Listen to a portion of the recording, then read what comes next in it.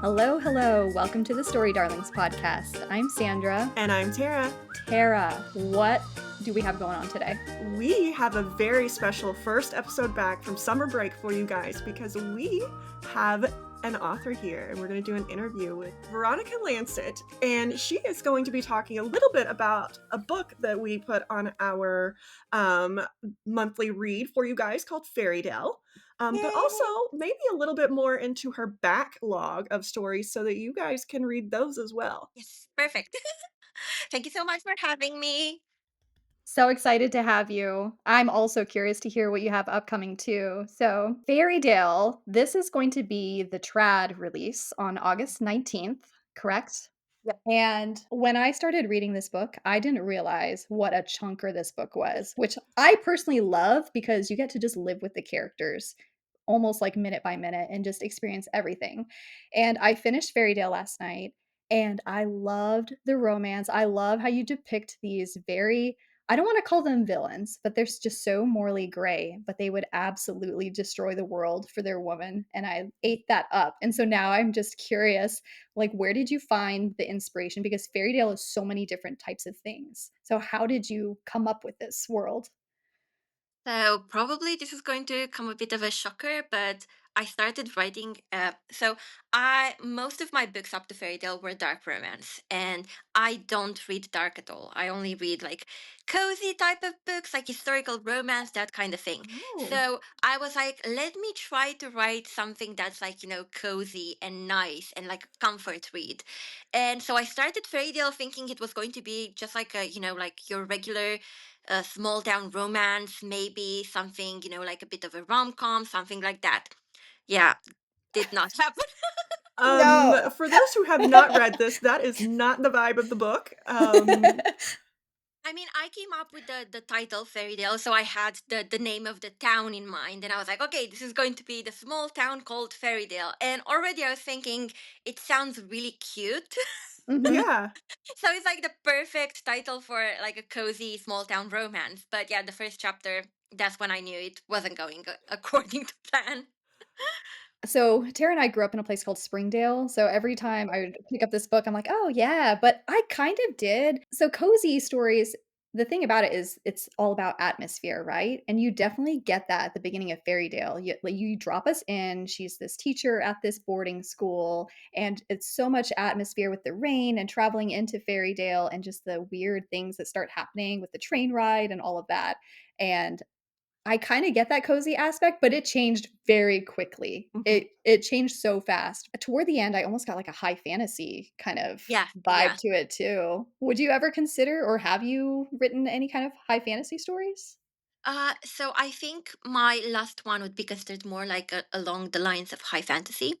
Mm. It's called the Wishing Game.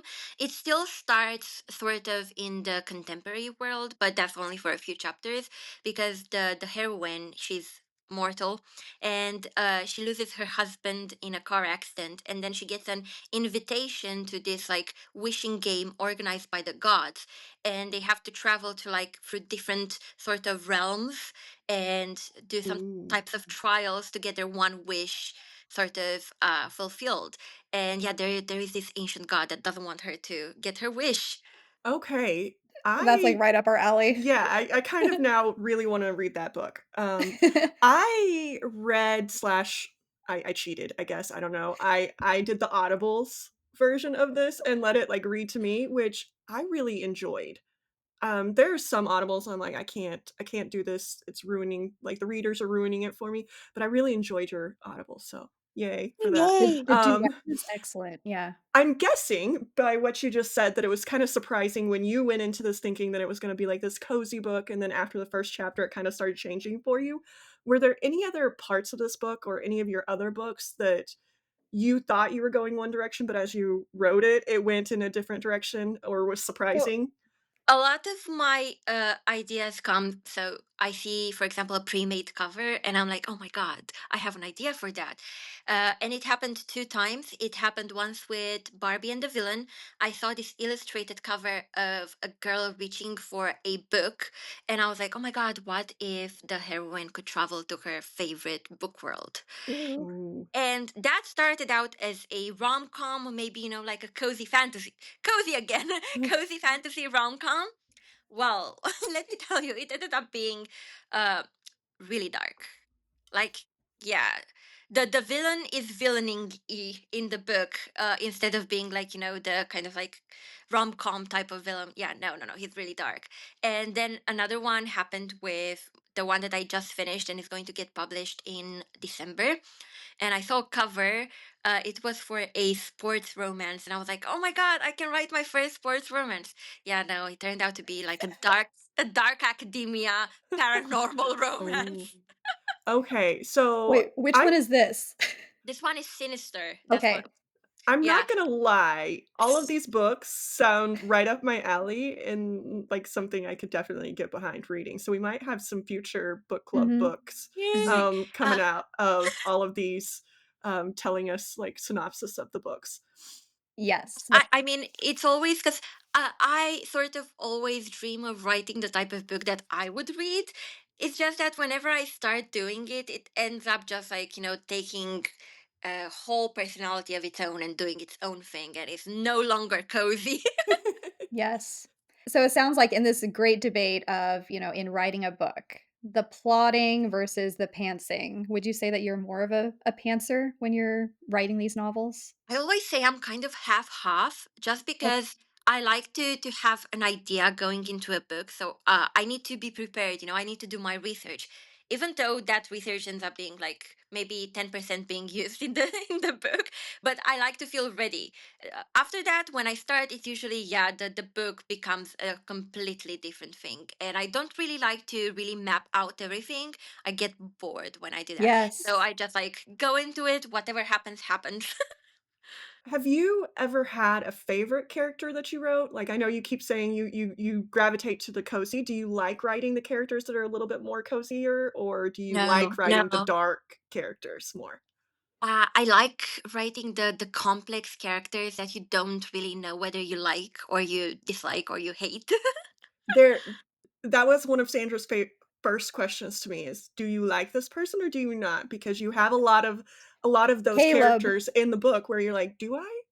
Do I like Yeah. you? Am I being set up to like somebody that like in the end?" Because that's happened to me a lot, and, like, if you've listened to our podcast at all, like, I have that problem where I like the character and then in the end, like, it gets jerked out of from under me, and so Sandra's like, "Do you like him or do you not like him?" Do you trust him? Yeah, do I need to trust this person? I mean, Yes. this is what happened with that book with Barbie and the Villain, because it sort of has the rom-com vibe, but then at the end, just like the rug gets pulled from under your feet. And most people who read it just like hate the male character. They hate him. They want to see him suffer in the next books. Okay, and is there going to be a next book of it? Yes, yes. I Okay, only write happily ever afters. So okay, no matter how bad the situation gets, they're still going to get their happily ever after. okay. Okay, well, that's comforting. I feel like you've dropped the names of so many titles. Can you walk us through kind of your different series or standalone books that you have? Okay, yeah, sure. So we can start with the contemporary side. I would say those are probably my darkest, like dark, dark, dark. Okay. Yeah, if you read the trigger warnings, just like take them seriously. They're really, really dark.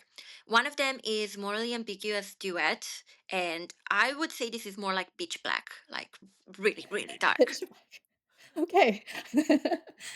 There is another one that is a standalone, and it was banned on Amazon, so you can imagine it's pitch black. Ooh, wow. Yeah, Whoa. it's I Okay. called. didn't know Amazon banned And books. Yes, if the content is not within their guidelines, aka it's like very dark, they can do that. Huh. Okay. Yeah, Wow. and this one is called Monster in Disguise, and the ebook is currently on my website only. Okay. We're gonna have to Yeah, check so that out. yeah, that one is kind of the same. It's like, do you like the character or not? Do you forgive him for what he did? Because like once you get to the end of the book, you understand why it was banned. Okay. Okay. So Mm, so can you give us any information about that? So, like, people who don't like certain dark books, but do like other, like, pitch black, is it like a kind of what would the warnings be on that one? Everything you can imagine. Okay. Okay. Cool. okay. It's the same for Morally Ambiguous, and then I have another series that's complete. It's sort of more like a family saga, but set in a mafia sort of like dynasty. Ooh, Um, and it's called War of Sins. That's also extremely dark. okay. So yeah, my contemporary side is like very, very dark. The fantasy is more like it's not, let's say it's not graphically dark, but it's more like emotionally dark. Yeah. Okay. She puts the characters through it. Yeah, so in the fantasy ones, I have currently like three series that are ongoing. One of them is House of Krios, which actually has some characters from Fairy Tale, and in the yeah, I have two books out, and the third book is actually going to have some really important characters from Fairy Tale appear. I'm not going to spoil who. I Ah. love when books are interconnected and you get, like, that just, Yeah, like, glimmer of something you knew from a different Mm. storyline. and I would say that one is not that dark. It's more like rom-com dark, mostly because the main guy in the first book is a serial killer. So Okay. Okay. that comes with the territory, but it's not like graphically dark, except for the fact that there is one scene where he digs up the ex of the heroine because he's so jealous he wants to unalive him again.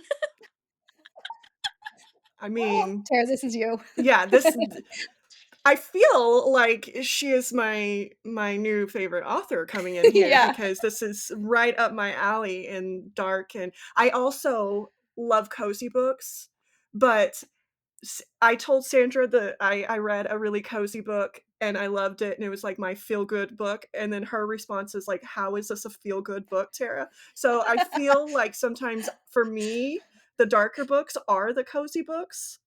And I don't know why, but yeah. So I mean, they're going through the worst situations possible, and then everything turns out okay. They it get through makes it. me feel So better I could about see my that. Yeah. life. Yeah.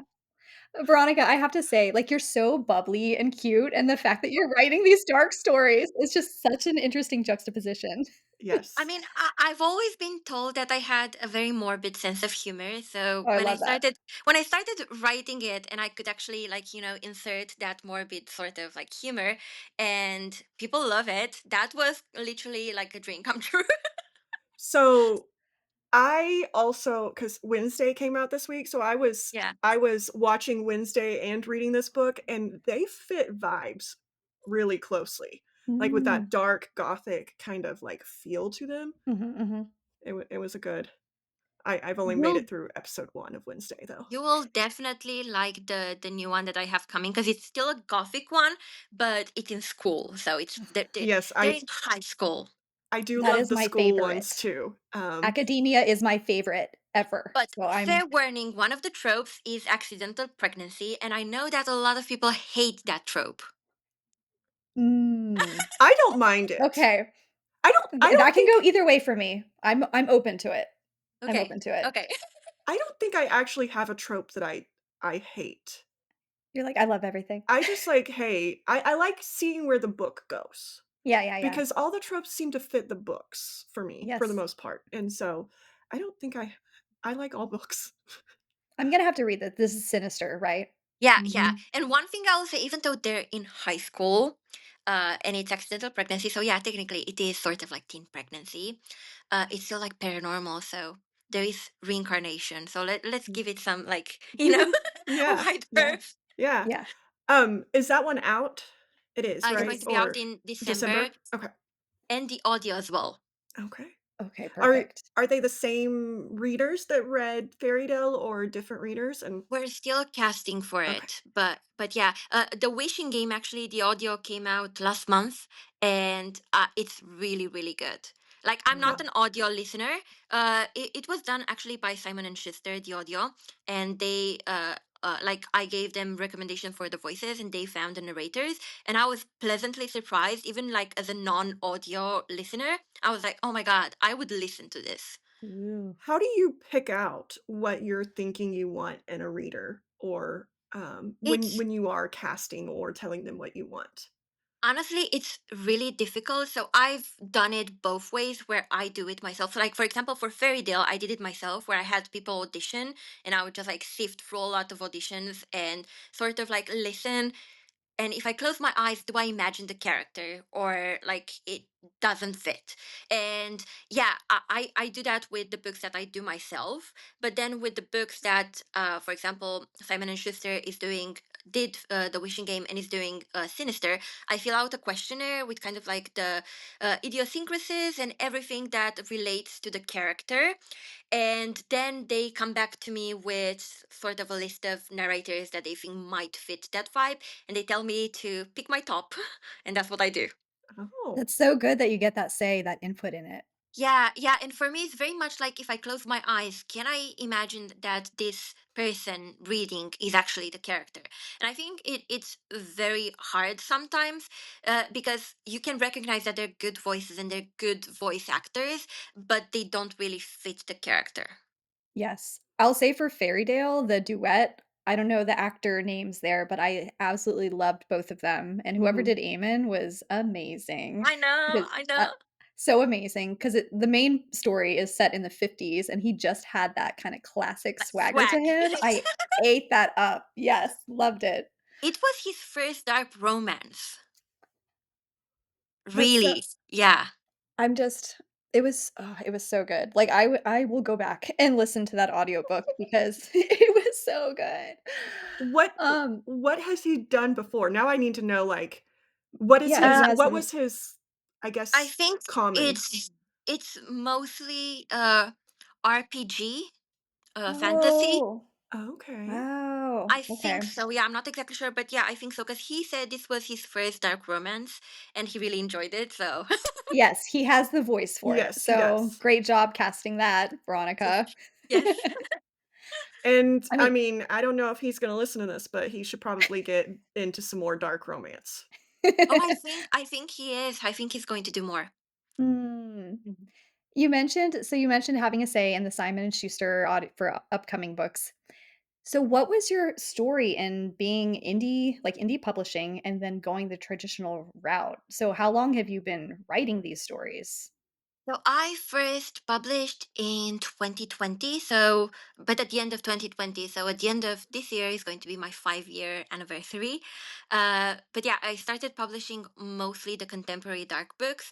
I've always sort of like in the back of my mind wanted to write fantasy, but there was also the thing that I used to write fantasy in the third person before, and when I started publishing, I realized that people didn't really like third person. Like there was this whole thing with everyone doing first person, and I Mhm. was comfortable doing first person for all of the contemporary ones, and I feel like the wave sort of shifted a little bit. So after that, after Fairy Tale, I felt more comfortable diving into to fantasy, and I've had most of the stories that I have out already, the lore and everything.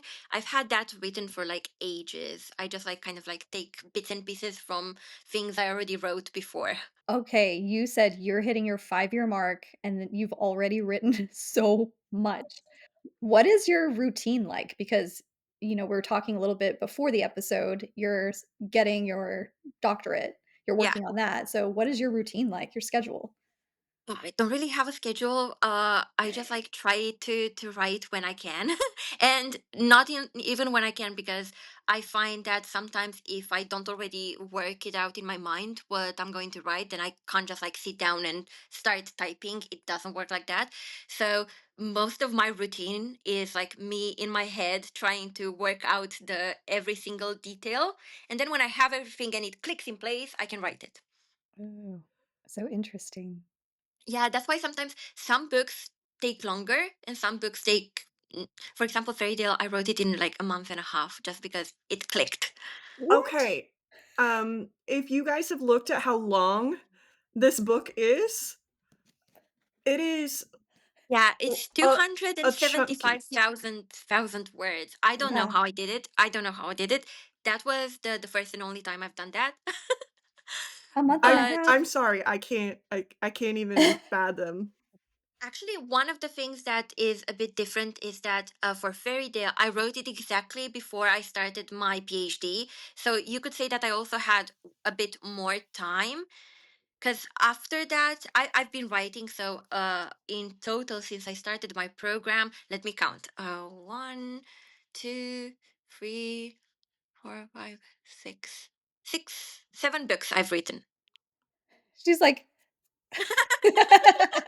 No, for my standards, because I was writing so much faster back then, Yeah. uh, it's not that much. Because when I started writing in August of 2020. Like I finished the first full length book because I had been writing before, but I never like finished a book. I would write here and there, but yeah, either because I was in school or because I just like lost interest in the story, I couldn't go further with it. And because of COVID, that was the first time I managed to like start to finish for a book. And after that, I don't know how it happened because I wrote like 3 more books by July of the next year. Mm. This is so I crazy to me, I like cannot. mind-boggling. Like, I have ideas for books, but then, like, I am not the world builder of books. I cannot put that together in my mind, so I am, like, mind boggled right now that Yeah. you created this whole world and wrote the dang book in a month. I'm sorry, I just can't.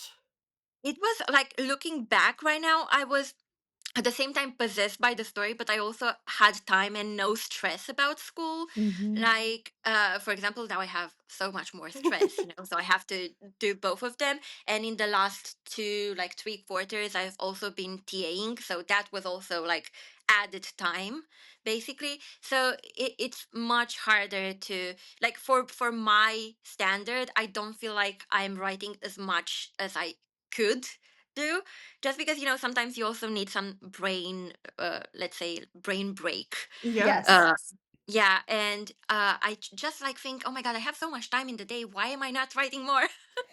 I think you're I think doing you're doing plenty. fine. We've Thank got to you. catch up, so give us some time to catch up here, okay? Let's Yeah, we just have to think about it that way.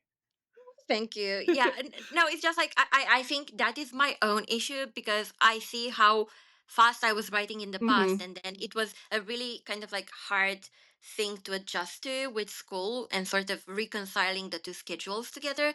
And I was always like in my mind frustrated that I couldn't get more done. That's crazy to me. What Okay. with being in school, do you find that elements of your experience studying work their way into your stories at all? Yes, sometimes, yeah, sometimes they definitely do. Like, for example, this is just like a random and it's such a small thing, but I remember in the class that I was TAing, the professor suddenly spoke about like this painting from the 19th century, and I was like, that fits a scene in my book where the hero and the heroine were looking at a painting that the hero had in his office in the 19th century. So yeah, that ended up making its way into the book. Oh, I love that. Are there any of your other personal experiences that maybe, like, enter themselves into the book? Uh, I mean, it really depends because most of the time, my inspiration comes from whatever like medium of entertainment I consume. So, for example, sometimes it comes from K dramas Oh, yes. or from like mangas or stuff like that. So, I can't say that it's something specific just because they all mesh together until I have like one coherent thought. Okay, so Mhm. that's gonna take me into another question. If Fairy Tale were to be adapted into a movie, Ooh. who would you cast? Ooh. That is such a hard thing to do just because I usually don't really think about like real people uh as these characters. For me it's better when it's art because then I can just like Mm. I like to see an artist's rendition Mhm. of what I wrote, like taking the words and transforming them into a visual. But when it comes to thinking about like actors, I That's swear I have difficult. no idea. Yeah, I know that a lot of people are using pictures of Henry Cavill from The Witcher for Aemon, but yeah, I I never f really. I feel like Henry Cavill gets cast as every book boyfriend. I know, So, I know.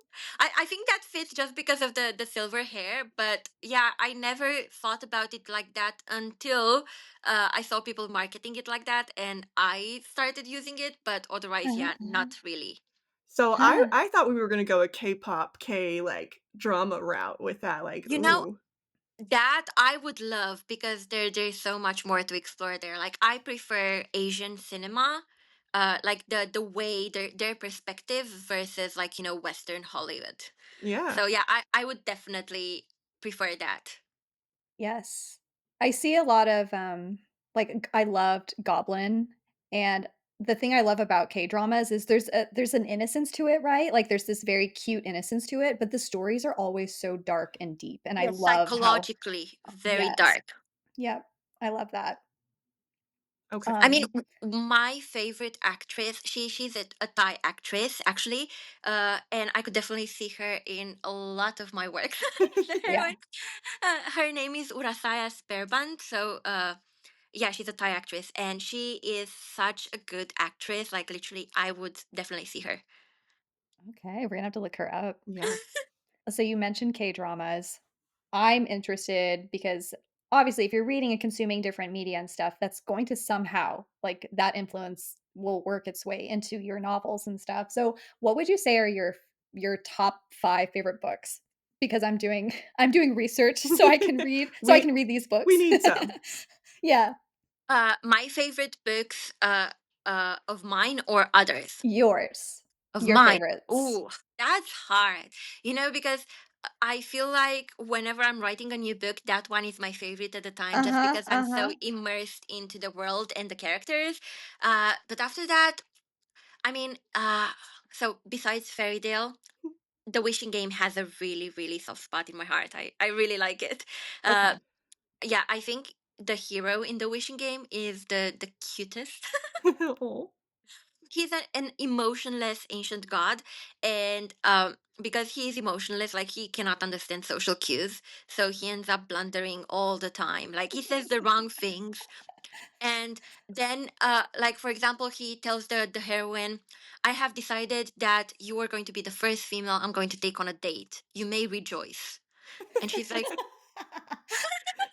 You're Oh, I love welcome. That's definitely it. like the Maui, "You're welcome." yeah, and she's like, no thanks. Uh, Okay, I'm not gonna lie, I feel like that book is going to also be my favorite because I like it feels very, like, Greek god, like, pantheon Yes. of gods to me, That's and yeah. Actually, for that book, I was writing it. I think it was in my first year of PhD, and because I was still taking courses at the time, I decided to take a course on building. So some of the scenes in the beginning of the book, I wrote them and I handed them in for the final exam for the course. And while we were doing our presentations and stuff like that, we had to justify how we came with the ideas from actual like mediums. mhm. So, for example, in the Wishing Game, a lot of the like pantheon of gods has like a lot of the words are of Greek origin, and you can see a lot of like the, let's say, the god types that are Greek in origin. But Mhm. then the hierarchy and everything, the let's say the way the society of the gods is built is very much East Asian, Chinese, like afterlife type of stuff. Mm. Okay. That sounds like you too, Tara. Yeah, it does. You're like All of that everything is you're me. saying. Again, Yes. I feel like I've, like, now just met somebody that I can read everything Yes. and like everything. Veronica Fingers Lancet, crossed. new favorite. Yep. Yeah. Yep. We're featuring Fairy is our August book of the month, so we're gonna have to get Sinister up there. We're gonna have to get The Wishing Game, and I'm just gonna have to read the rest of everything that you've written Yes. because And I would also say House of Krios. That's a trilogy, and the third book. So there's two books out, and there's going to be a third book coming.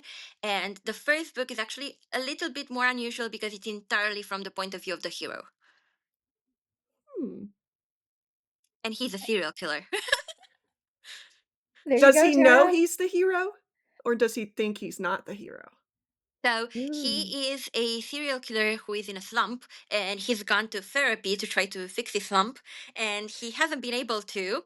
So one night, it's like a wintry, snowy night. He sees this like very thinly dressed girl on by the side of the road, and he's like, okay, she's my next victim. So he hires her as his maid, but then realizes that really weird things happen around her, and he thinks that she put a spell on him, so he becomes obsessed with her. But yeah, I'm not going to spoil what she is, but she is something. I feel like this, like, therapy session could be very comedic, where he's trying to get out of his slump of killing somebody, and, like, does he actually tell the therapist that that's the slump, or does he, like, talk Dance about, like, around. "I'm in this slump and I need to get out of it, help me," and this therapist is, like, accidentally helping him No, become a serial killer again?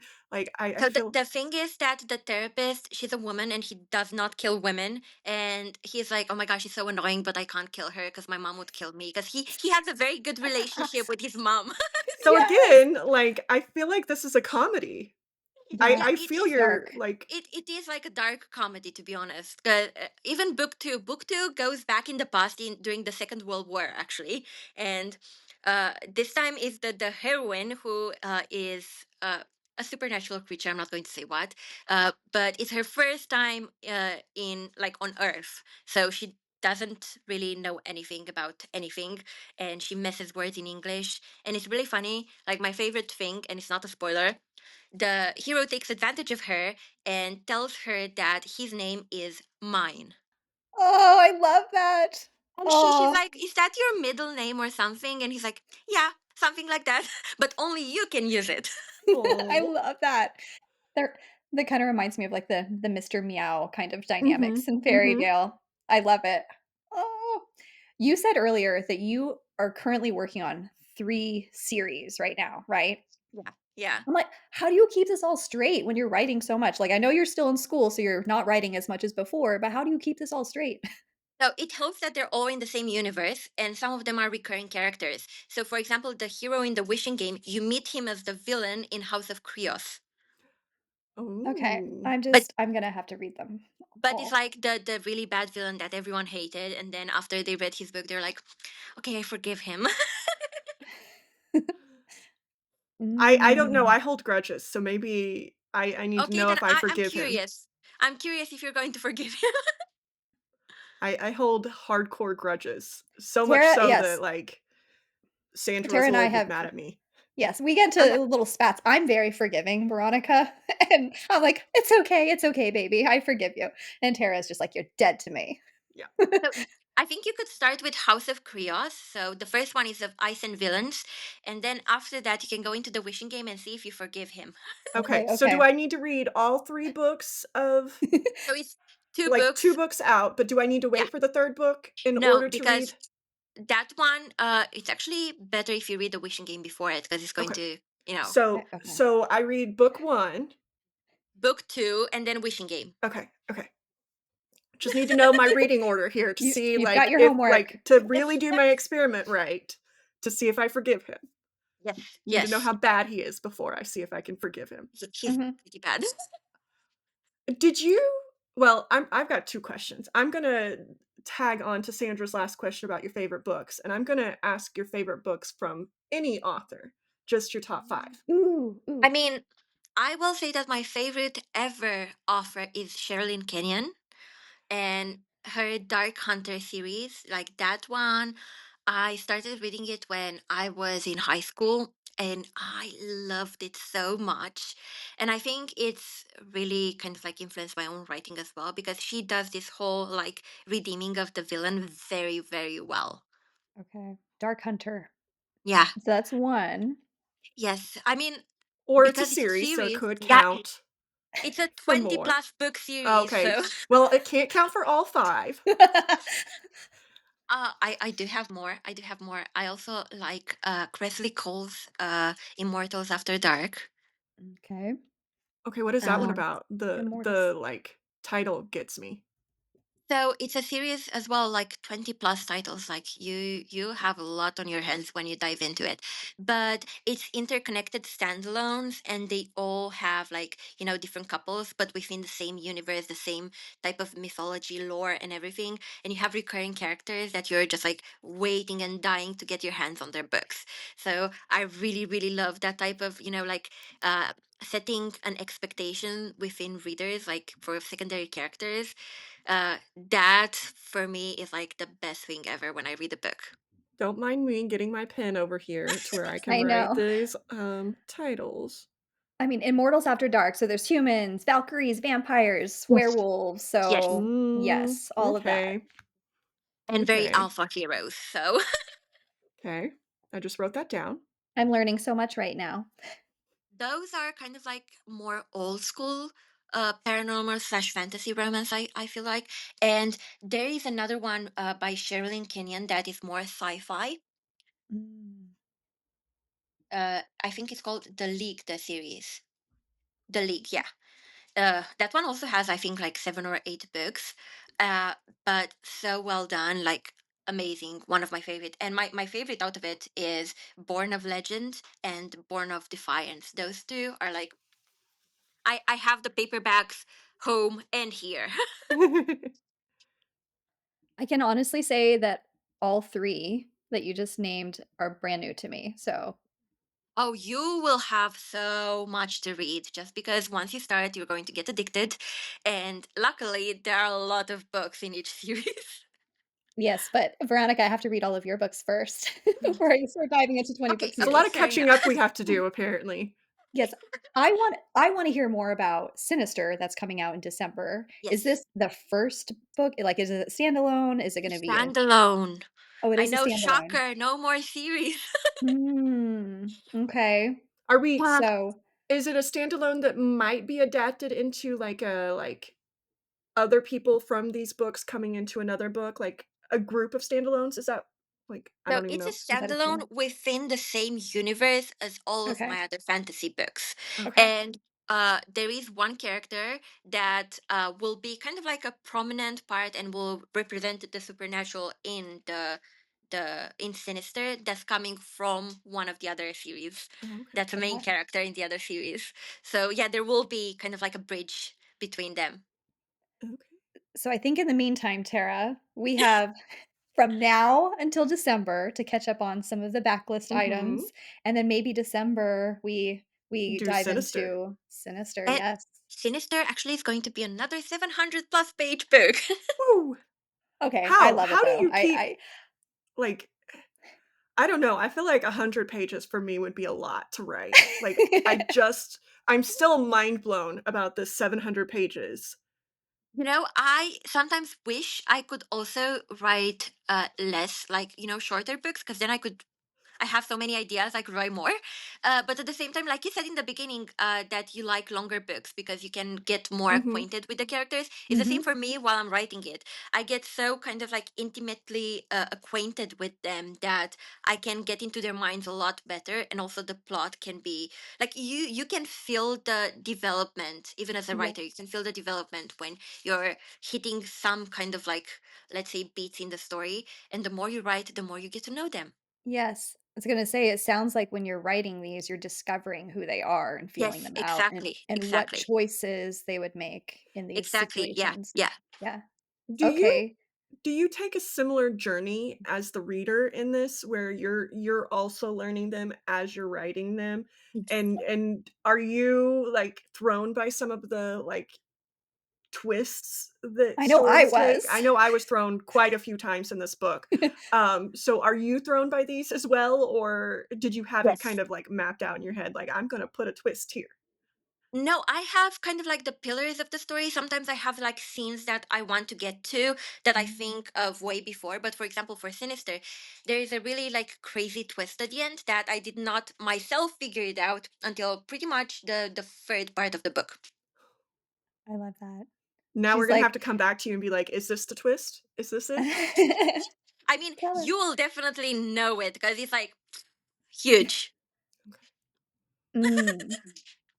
I was texting Tara as I was reading this book last night because I feel like everything that I was guessing at the beginning, none of it panned out. I was like, "Damn it." And I gave her right before this, I was like, "Here's what I think was happening," and I was laughing at her, Veronica. I feel like I got some of them. I feel like I got some of You them. got a couple, yeah, Yeah, I I'll feel give like you I got that. some of them. Yeah. You know, because so what I do is I am discovering and kind of like figuring out the twist as I go. But then there's also the issue of tying things together and making sure there are no plot holes and Yes. kind of like, oh, this it connects with this way, and that's how I usually stay up at night, late at night, thinking, kind of the wheels going in my head, kind of how to tie that scene to that, to that, to that. She's that meme with the yeah, tying it all together. No, I love that. I feel like I read so much. It's a lot of the time I can totally guess what's going to happen. So whenever I'm unable to guess where it's going, I love being surprised like that. And then still being able to look back and see the foreshadowing or how it tied back.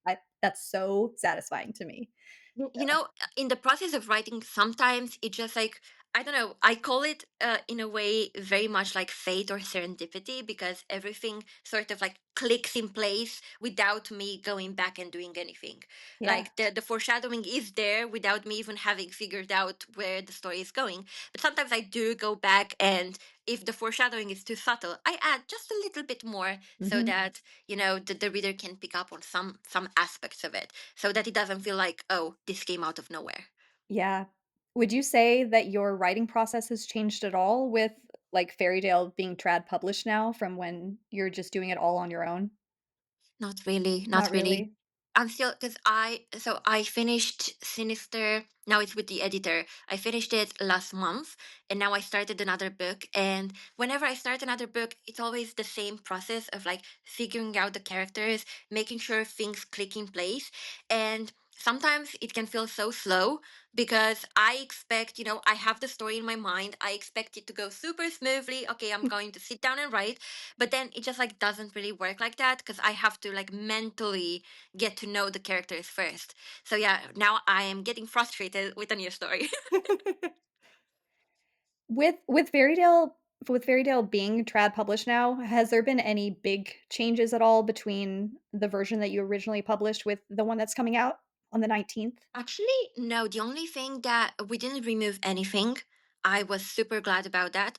Didn't remove Yeah. anything. We just did copy edits and made sure that everything was like punctuation, everything like proofread it. And we had an editor go through it to flag any grammatical mistakes or like that. Yeah. And I was super happy that they allowed me to write a second epilogue.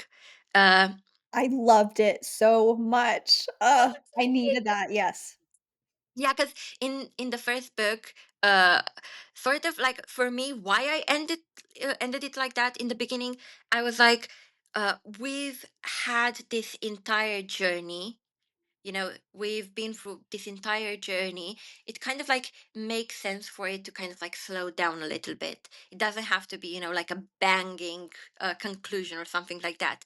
But then people kept on wanting to see more of them, so I asked the publisher. I was like, can I write a bonus epilogue?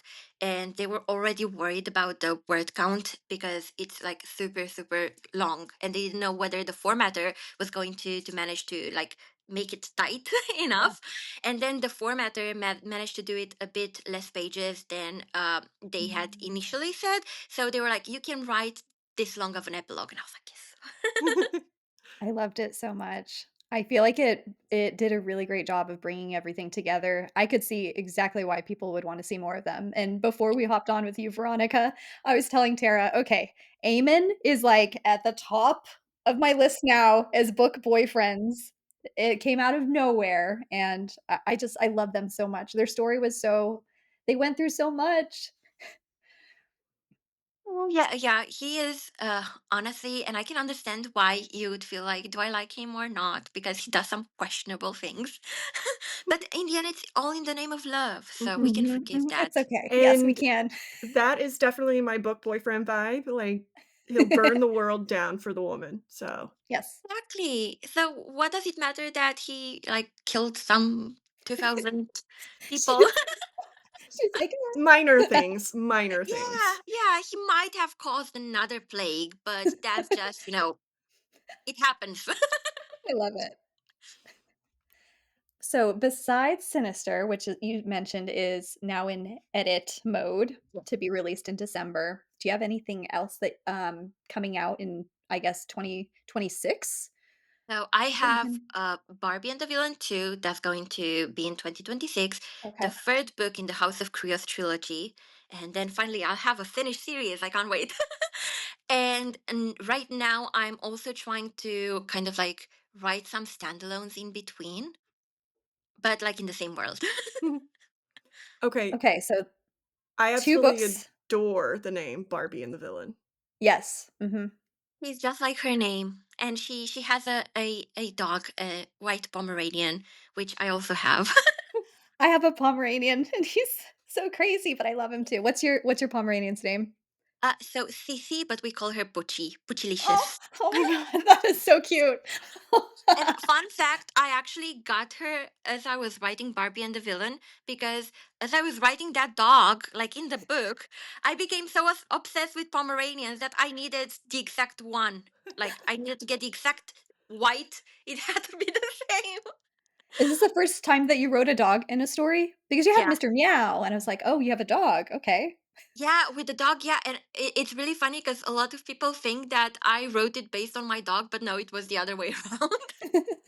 You know what, though? I don't know about your Pomeranian, but mine is very cat-like, very Yeah, cat-like. I'm like, "What is going on here?" yes, same, same. So cute. And now she is chasing flies because that is Yep. very. Mine likes to kill spiders. I'm like, go for it. Oh yeah. So sometimes I say that she's just like a cat in dog skin because she's also so possessive about like her toys because our neighbor has a dog as well, and whenever he comes over, she goes to her toys and she stands in front of them to protect them, and if she comes close to them, she's like, "Ah." It's like, "Don't touch my shit. It's mine." Mine. Princess. Yes. Ugh. Then you are going to relate in Barbie and the Villain because everyone was like, "Why is there such an obsession with dog poop?" Well, if you have a dog, you know Yes. you need to check. Yep. I'm gonna pick that one up. So that one comes out next year, No, right? that The one, the first book is second out. one When comes out next Okay, year. so I The can six. read the first one. Okay. Yes, yes. Okay. Amazing.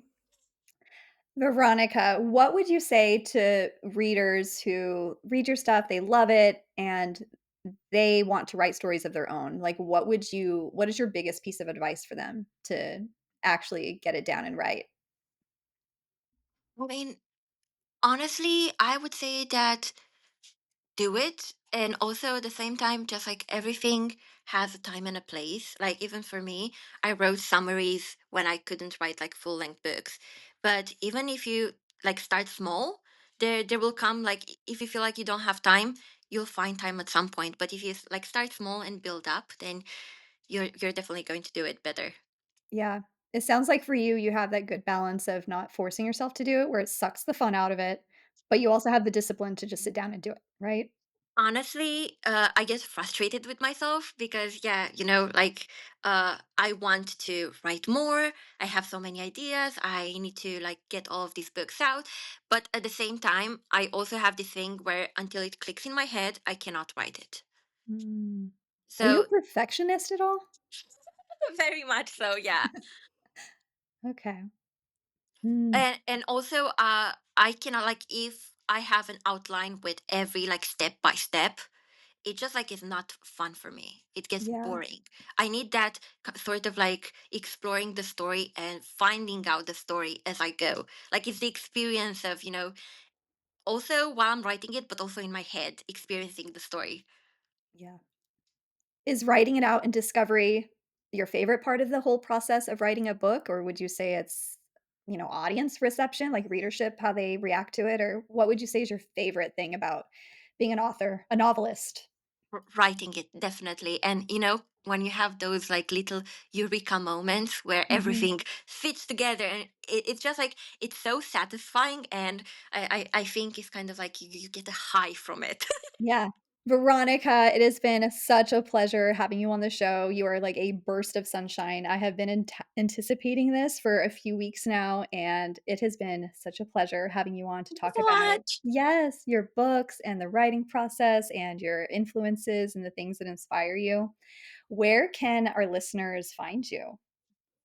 Mostly on Instagram, so it's at Offer Veronica Lancet, and I have a Facebook group that is a bit more intimate if you wanna post stuff and like chat with other people as well, and that's called VL's Moral Dilemma.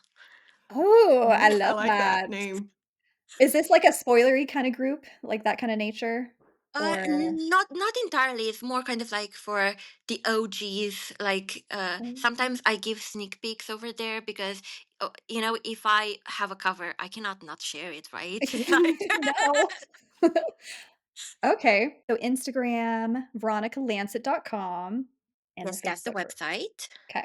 Yeah, All and right. and the intimate Facebook group where you may or may not see some yeah, previews. sneak peeks too. Yeah, exactly. That one was VL's Moral Dilemma? Dilemma. Yeah. Okay. Okay. I love that. Any final words that you would like to say to listeners, Veronica, before we wrap up? I mean, if anyone goes into a bookstore and sees Fairy Tale, take a picture and tag me. Okay. Because yeah, I will not be in the US until like mid-September, so I'm going to miss the, like August 19th because I was ready to go into a bookstore and have that like moment. But yeah, I Yeah. won't Well, I won't we'll be do able it to for hopefully. you. Thank you. Hopefully I'll be able to maybe find it in bookstores in Europe as well. I'm definitely going to look. Okay, well, I'm in bookstores constantly, so every time I see a copy, I'm just gonna snap a Yes. photo and I'm gonna Yes, be and tagging tag you. me. Yes. Okay. You got it. I can do that. Thank you. Veronica, you amazing. Love talking to you, and Oh, we you are too, guys. Thank you so much. hopefully yes, hopefully we can have you back on at some point in the future. Would love to talk about Yes. Sinister. Always, Okay. always. Yes. Or Barbie and the Villain. Yes, But yes. I mean, what's better than the author being in on no, the synopsis of I the know. book? Yes. But thank you so much, and everyone go pick up a copy of Fairytale on August 19th. Take a picture, tag Veronica, engage with her on Instagram, and you have heard from her own mouth, all of the books that she has coming out next year, everything that she has now. So everyone has some homework to do. Let's read. All right, thank you so much. Yay, thank you. Bye. Thank you.